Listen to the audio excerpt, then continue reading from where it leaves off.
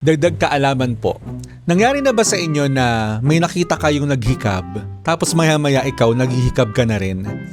Nakakainis no, pero alam niyo ang totoo, nakakahawa po talaga ang paghikab. Pero bakit kaya? Ang paghikab ay hindi lang tungkol sa pagod o antok. May interesting science sa likod ng pagiging contagious nito.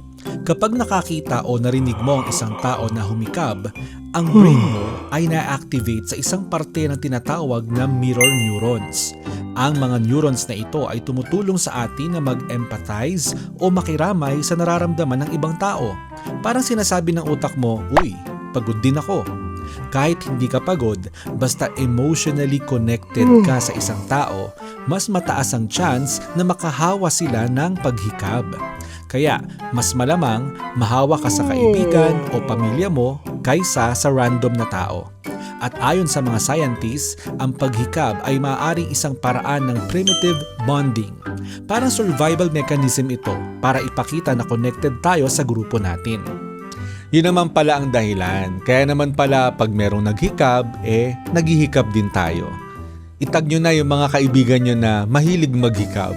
Sana po may natutuhan kayo at laging tatandaan, mapalad po ang tao na nakakasumpong ng karunungan at ang tao na nagtatamo ng kaunawaan.